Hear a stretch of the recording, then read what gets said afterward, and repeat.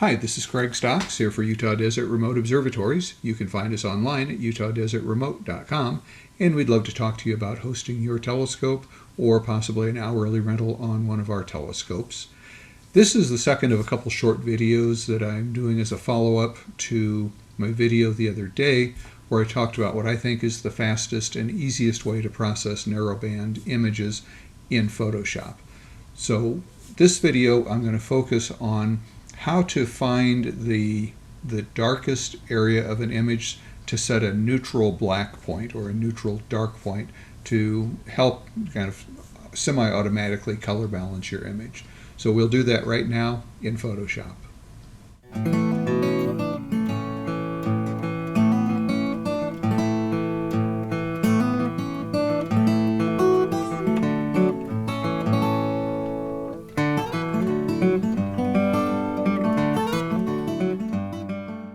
So this is where we left off in the previous video about recording actions. And if you recall, we were looking at the Rosette Nebula, and I had it configured in an HOO color palette.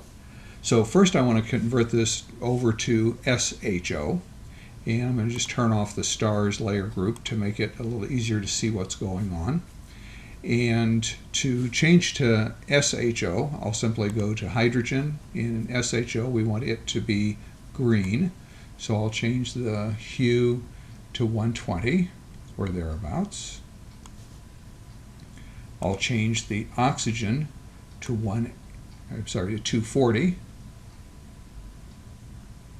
which is blue, or thereabouts. It doesn't have to be exact.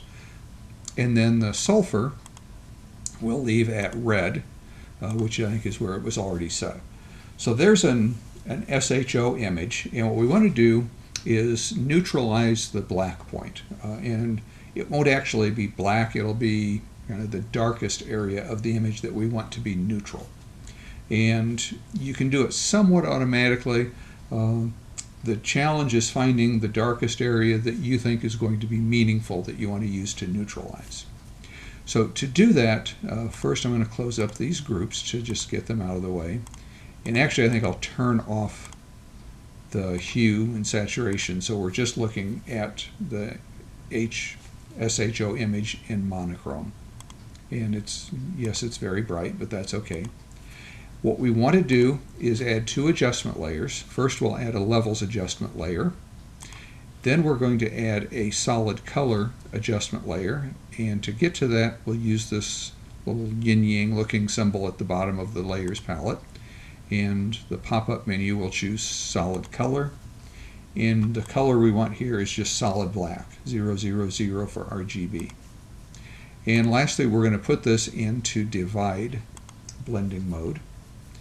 Now that it's in divide blending mode, it appears pure white, but if I move the black level in,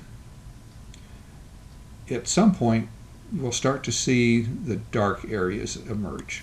And you know what, I think I'm going to turn the colors back on because it may have an impact, might make it easier to find. And one nice thing about having the colors turned on is you can start to see when the red, green, and blue start clipping to black. So when blue, for instance, clips to black, you see yellow because yellow is the opposite of blue. But we can start to zoom in. It looks like the darkest area is going to be somewhere over here on the right. And it's a little bit scientific, a little bit unscientific, of trying to find an area that you think is meaningful in turning to pure black. And it's probably going to be in this area. Let's move this back and forth and see if we can see exactly where it is. Well, actually it might be right here. So I want to drop a color sampler, and to do that we'll go to the eyedropper and click and hold, and you get a flyout menu, and the second option is color sampler, and you just move the eyedropper over the point where you want the sample to be taken and just click. And you want to check that your sample size is set to something like 11 by 11 or 31 by 31. You don't want a single pixel, and you probably don't want 3 by 3. That's probably too small. 11 by 11 I think is going to work pretty well here. So now that we have a color sample point where the darkest part of the image is, I can turn these two layers off.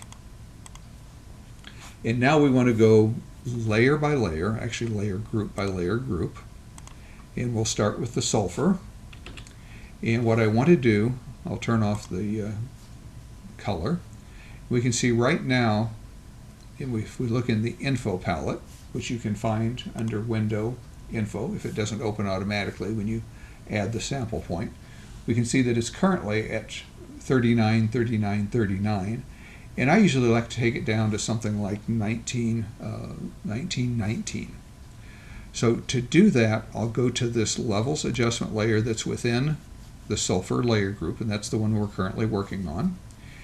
And I'll use the black slider on the histogram adjustment layer and take this down, watching these numbers over here in the info palette until the right-hand column gets to 19, 19, 19. So at that point, we have found kind of our bottom darkest level for sulfur. I'll turn the color back on, turn off sulfur. We'll go to oxygen, turn off the color, go to the histogram, and we'll do the same thing. It's currently at 42. Incidentally, the left-hand column of numbers shows what the pixel samples are before the adjustment layer is applied. The numbers on the right show after the adjustment layer is applied. So again, we want to take this down to 19.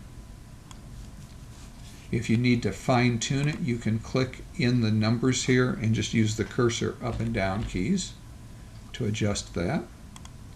And lastly, we'll go to hydrogen, turn off the color. I want to turn off the oxygen layer, and it's at 44. So again, we'll darken it down to 19. And now we have all three of our hydrogen, oxygen, and sulfur set to the same dark value. So I can turn our colors back on.